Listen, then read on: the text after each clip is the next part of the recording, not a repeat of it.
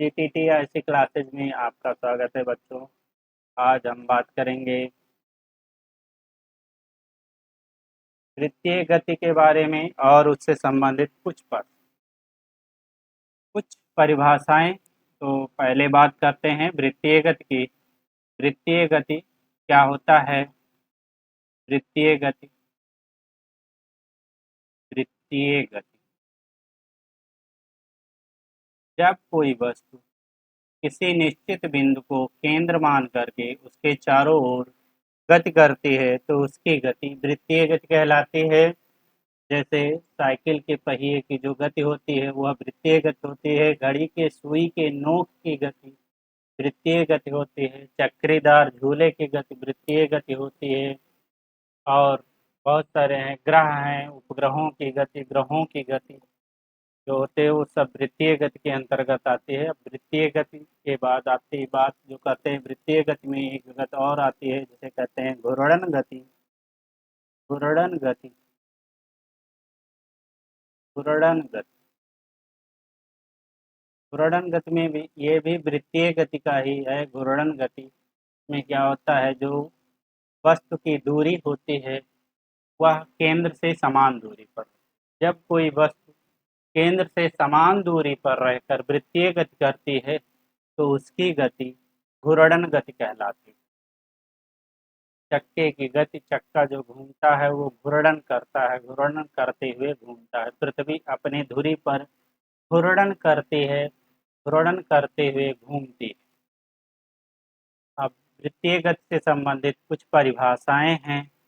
जैसे बात करते हैं कोणीय विस्थापन की। जब कोई वस्तु वृत्तीय पथ पर गति करता है तो उसमें कोणीय विस्थापन होता है। कोणीय विस्थापन कोणीय विस्थापन की परिभाषा क्या है? कोई वस्तु जब वृत्ताकार पथ पर गति करते हैं तो केंद्र पर कुछ कोण बनाते हैं। वृत्ताकार पथ पर कोई वस्तु जब गति करती है तो केंद्र पर कोण बनता है। जैसे यहाँ ये बिंदु पर है और ये से कुछ समय पर पहुंच गया बी बिंदु पर, तो ये जो कोण बनता है केंद्र पर, डेल्टा थीटा या थीटा, को कहते हैं कोणीय विस्थापन। कोणीय विस्थापन को थीटा से प्रदर्शित करते हैं। इसका मात्रक होता है रेडियन। कोण का मात्रक रेडियन है तो कोणीय विस्थापन का भी मात्रक रेडियन होता है। कोण बराबर होता है चाप बटे त्रिज्या। चाप बटे त्रिज्या जो कोण कोण का ये है, चाप बटे त्रिज्या। कोण किसे कहते हैं? दो रेखाओं के कटान बिंदु पर, दो रेखाओं के, जैसे दो रेखाएं आपस में जहां पर काटती हैं, दो रेखाएं जहां पर काटती हैं, जहां पर मिल जाएं वहां पर आकृति बनती है, उसी को कहते हैं कोण। ये बात हो गई कोणीय विस्थापन की। और दूसरी जो वृत्तीय गति से संबंधित परिभाषा है वह है कोणीय वेग। कोणीय वेग की बात करते हैं। कोणीय वेग क्या होता है? एकांक समय में हुए कोणीय विस्थापन को कोणीय वेग कहते हैं। किसी वृत्तीय पथ पर गतिमान वस्तु द्वारा एकांक समय में हुए कोणीय विस्थापन को कोणीय वेग कहते हैं। कोणीय वेग को ओमेगा से प्रदर्शित करते हैं। कोणीय वेग को ओमेगा से प्रदर्शित करते हैं। का मात्रक होता है रेडियन पर सेकेंड। कोणीय वेग बराबर डेल्टा थीटा बटे डेल्टा टी। का मात्रक रेडियन प्रति सेकेंड। कोणीय वेग का मात्रक होता है रेडियन प्रति सेकेंड। अगर कोई वस्तु यदि कोई वस्तु एक सेकंड में, इसमें कुछ स्थितियां हैं, या 30 सेकंड में एक चक्कर पूरा करती है तो उसका कोणीय वेग ओमेगा बराबर 2 पाई/टी होता है। पूरे वृत्त का जो कोण होता है 360 अंश होता है। संपूर्ण कोण 360 अंश का होता है। इसे 2 पाई भी कहते हैं। अगर टी सेकंड में एक चक्कर लगाते हैं तो उसका कोणीय वेग ओमेगा बराबर 2 पाई बाई टी होता है। यदि टी सेकंड में n चक्कर लगाते हैं तो कोणीय वेग ओमेगा बराबर 2 पाई n बटे टी होता है। अगर टी सेकंड में n चक्कर लगाती है कोणीय वेग ओमेगा बराबर 2 पाई n बाई टी। रेखीय वेग और कोणीय वेग में संबंध क्या होता है? तो रेखीय वेग बराबर होता है रेखीय वेग v बराबर त्रिज्या r गुणे कोणीय वेग ओमेगा। v बराबर होता है r ओमेगा। ये कोणीय वेग और रेखीय वेग में संबंध कोणीय वेग और रेखीय वेग में संबंध हो जाएगा। जब कोई वस्तु वृत्ताकार पथ पर गति करती है तो उसका कोणीय वेग और रेखीय वेग में संबंध होगा। अब जब वस्तु वृत्तीय पथ पर गति करेगी तो गति करती है तो उसमें कुछ त्वरण उत्पन्न होगा। बल लगाएंगे तो त्वरण उत्पन्न होगा। तो त्वरण कोणीय त्वरण की परिभाषा क्या होती है? किसी वृत्तीय पथ पर गतिमान वस्तु में उत्पन्न त्वरण को कोणीय त्वरण कहते हैं। कोणीय त्वरण को अल्फा से प्रदर्शित करते हैं। बात करते हैं कोणीय त्वरण की। कोणीय त्वरण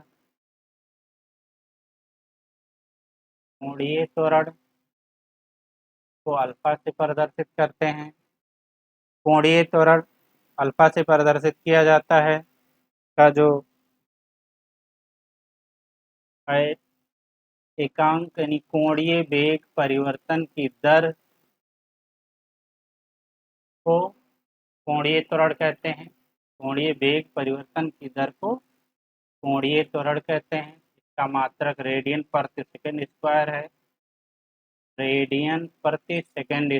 है। इसका मात्रक। अब कोणीय त्वरण ये हो गया। अब इसके बाद में बात करते हैं घूर्णन गति के समीकरण की। जो घूर्णन गति भी बताया गया, जैसे रेखीय गति के 3 समीकरण हैं उसी प्रकार घूर्णन गति के भी 3 समीकरण हैं। घूर्णन गति के समीकरण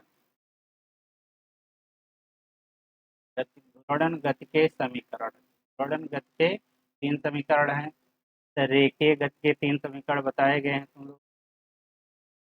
रेखीय गति के समीकरण जो 3 समीकरण बताए गए हैं, नंबर 1 है v बराबर u प्लस ए टी। दूसरा बताया गया है s बराबर U T plus 1/2 A T square. तीसरा समीकरण बताया गया है डी स्क्वायर बराबर ए स्क्वायर प्लस 2 इन्हीं तीनों समीकरणों के आधार पर घूर्णन गति के भी 3 समीकरण हैं। पहला समीकरण है टी सेकंड पश्चात जो वेग होगा तो अंतिम वेग ओमेगा से प्रदर्शित किया जाएगा। पहला टी सेकंड पश्चात जो वेग होगा वह अंतिम वेग ओमेगा बराबर प्रारंभिक वेग ओमेगा 0 प्लस अल्फा कोणीय त्वरण गुणे टी। और दूसरा जो है टी सेकंड पश्चात जो कोणीय विस्थापन होगा थीटा थीटा बराबर ओमेगा 0 प्रारंभिक वेग गुणे टी प्लस 1/2 कोणीय त्वरण और टी समय का स्क्वायर। तीसरा जो हो जाएगा ओमेगा स्क्वायर यानी अंतिम वेग का स्क्वायर, अंतिम कोणीय वेग का स्क्वायर बराबर प्रारंभिक कोणीय वेग का स्क्वायर प्लस 2 अल्फा थीटा। ये 3 घूर्णन गति के 3 समीकरण हैं। ये थीटा जब विस्थापन के पश्चात जो उसका वेग परिवर्तन होता है वो है। अब और कुछ वृत्तीय गति से कुछ संबंधित कुछ और परिभाषाएं हैं, वो देख लेते हैं। वृत्तीय गति से संबंधित और कुछ परिभाषाएं, जैसे कोई वस्तु वृत्तीय पथ पर गति करती है तो उस पर कुछ बल कार्य करते हैं। जैसे अभिकेंद्र बल हो गया, छद्म बल हो गया, अपकेंद्र बल हो गया, कोरियालिस बल हो गया। तो 3-4 प्रकार के बल कार्य करते हैं। तो यहाँ जो मुख्य मुख्य बल हैं उसके बारे में बात करेंगे। तो पहला जो बल है वह अभिकेंद्र बल है। अभिकेंद्र बल जानने से पहले वृत्त पे जो त्वरण कार्य करता है, एक तो अब त्वरण खाली है, ये त्वरण कोणीय त्वरण कहते हैं, और एक है अभिकेंद्र त्वरण। तो पहले अभिकेंद्र त्वरण के बारे में जान लेते हैं। अभिकेंद्र त्वरण क्या है? अभिकेंद्र त्वरण वृत्तीय पथ पर कोई वस्तु जब गति करती है, एक समान गति करती है, तो उसमें त्वरण, एक त्वरण त्रिज्या की तरफ कार्य करता है, नहीं अंदर की तरफ, वृत्त के केंद्र की तरफ, जिसे अभिकेंद्र त्वरण कहते हैं। तो अभिकेंद्र त्वरण को ये से प्रदर्शित किया जाता है, ये अभिकेंद्र त्वरण ये बराबर वी स्क्वायर बटे आर। अब हमने पीछे बताया था वी बराबर, क्योंकि वी बराबर होता है आर ओमेगा, तो यहाँ से ये बराबर हो जाएगा आर ओमेगा स्क्वायर। ये अभिकेंद्र त्वरण का सूत्र है।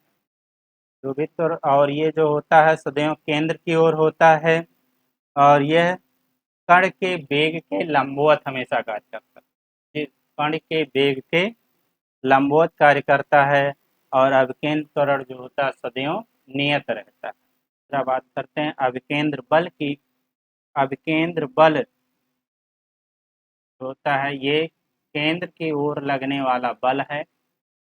जैसे अभिकेंद्र त्वरण केंद्र की ओर त्वरण लगता है, वैसे अभिकेंद्र बल भी केंद्र की ओर लगेगा।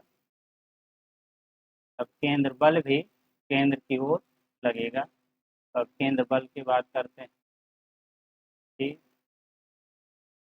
अभिकेंद्र बल,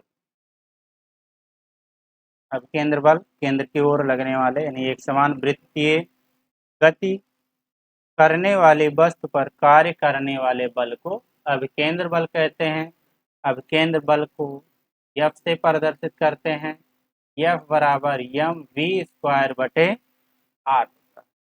अभिकेंद्र बल एफ बराबर एम वी स्क्वायर बटे आर होता है, या इसको लिख सकते हैं वी स्क्वायर बराबर आर ओमेगा होता है। क्योंकि वी बराबर आर ओमेगा होता है, तो यहाँ से बल जो हो जाएगा केंद्र बल, या एफ बराबर एम आर ओमेगा स्क्वायर का जो मात्रक होता है वह न्यूटन होता है। कोई भी बल होता है उसका मात्रक न्यूटन होता है, और यह बल तभी कार्य करता है जब कोई वस्तु वृत्तीय पथ पर गति करती है, तब उस पर जो बल लगता है केंद्र की ओर, उसे अभिकेंद्र बल कहते हैं।